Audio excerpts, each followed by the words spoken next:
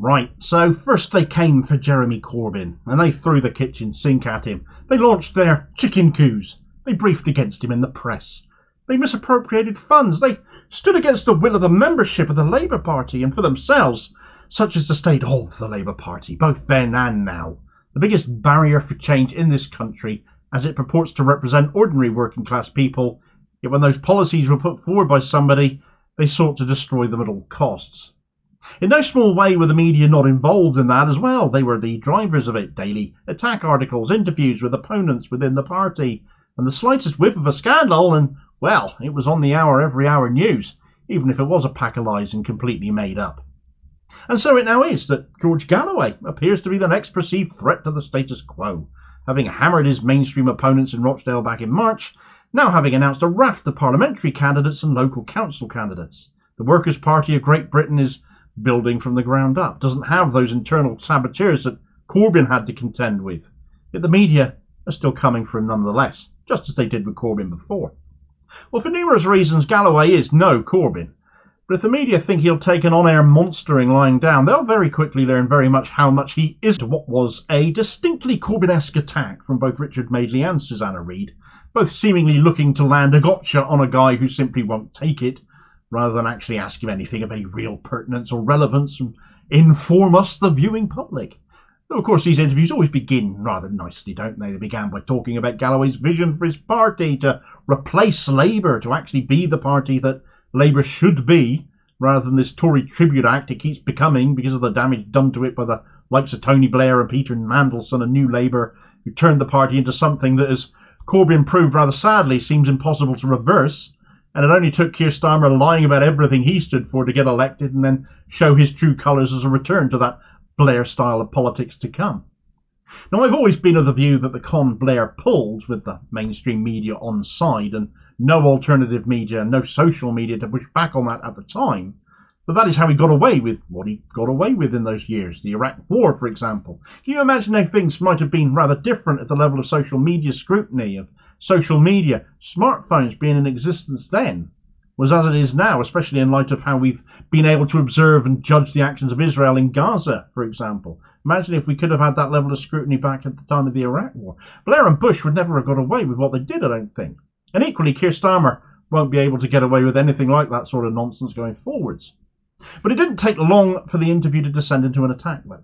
Let Galloway get comfy and then we'll clobber him, Corbyn style. See how much he likes it.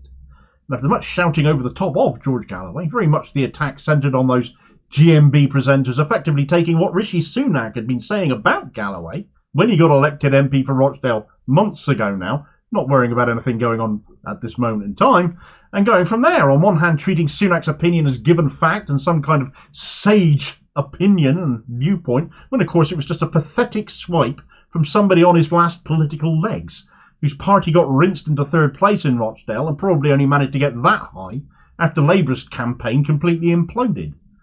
This was a get Galloway moment, and knowing what we saw happen to Corbyn over those years, this was a familiar sight to many of us. Whether you agree with Galloway, like him or don't, agree with him or not, the spectacle of this media clown show by two pathetic presenters, one of whom should damn well know better even if you expect this drivel from the other. This isn't how any sensible, supposedly informative current affairs interview should be conducted.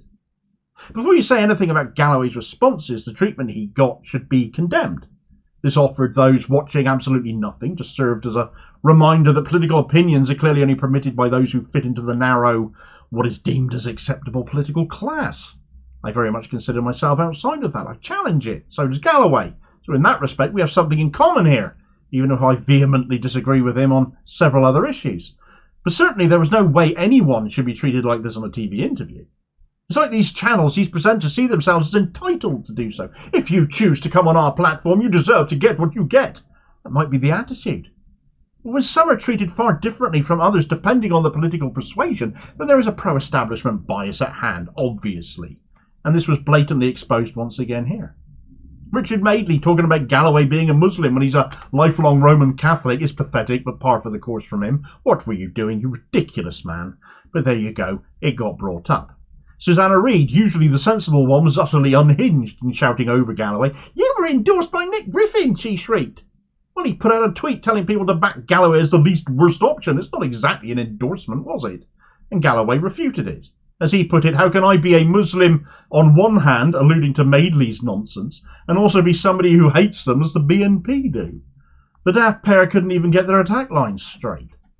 And then he was accused of dismissing what happened on October 7th. He doesn't. Nobody in their right mind does, though an investigation is certainly needed, independent of Israel, to establish the truth. He was accused of glorifying Hezbollah. They're a resistance group. They commit acts of atrocity too, though. Hamas the same. It was the Friends of Hamas line again, in effect, wasn't it? Written slightly differently, that was used to bash Corbyn with. Same tactics. Frankly, GMB did Galloway a massive favour, I reckon, though. People will have looked at that, watched that, and thought, if those two are clearly so afraid of him, then maybe his party is onto something. But it's been growing at a rate of knots ever since the Rochdale by-election made such widespread news, really thrust the Workers' Party into the public eye. The scale of Galloway's win sent shockwaves. Has people sitting up thinking, hang on a sec, is this worth looking at? And indeed, many seem to not only have done that, but put themselves forward as candidates too. Galloway, for example, made mention of cricketer Monty Panesar standing for Parliament for his party now. Others include former UK Ambassador Craig Murray. But there are also former UKIP candidates standing for the party as well. Where Galloway identifies as being on the left, and certainly when he is saying his party won't stand against the likes of Jeremy Corbyn or Diane Abbott or Claudia Webb if they choose to stand as independents and would support them, great, fine. But candidates from the right as well, some of whom have apparently said some truly reprehensible stuff, being welcome too, and standing as candidates, reminds us that Galloway has mixed with people on that side of politics as well, the likes of Steve Bannon, for instance. If the GMB presenters really wanted to ask something relevant rather than just echo the words of Rishi Sunak and look stupid, they might have asked him about Bannon rather than Nick Griffin. Galloway's no Corbyn, not just in terms of political interview conduct, but in his associations as well. However, Galloway is in a position that could be stronger than that of Corbyn. Where Corbyn was constantly at war with his own parliamentary party who hated him, Galloway doesn't have that to worry about. Equally, he doesn't need the mainstream media to push his talking points either, because he has his own mother of all talk shows, as it's called, Moats TV, which is regularly clipped and put onto social media, allowing him to push back on anything at any time as he sees fit, as and when he feels like it. The more the media treats him like Corbyn, though, dubious candidates, policy still to come and be looked at, of course, as well, put aside for a moment, the more people will view him as that possible new figure to rally around, in the way that Corbyn was, in a political climate where people are becoming more and more desperate for change. He could be it. I still have reservations. I think for me it'll have to be a case of waiting and seeing for a bit longer, and indeed with local elections this week and Workers' Party candidates standing all over, how well they do will give an indication of how widely they are cutting through. So Thursday's election result becoming more and more interesting to see. Right now, though, if mainstream media hosts want to keep doing to Galloway what Good Morning Britain did, then he's going to keep reaping the benefits of it, because he's going to gain from it, not lose. Especially in light of this interview having relied so much on what Rishi Sunak, of all people, said about Galloway on the steps of Downing Street, when Galloway himself had so much more to say to Sunak to his face in Parliament, as this video recommendation will explain all about. And I'll hopefully catch you on the next vid. Cheers, folks.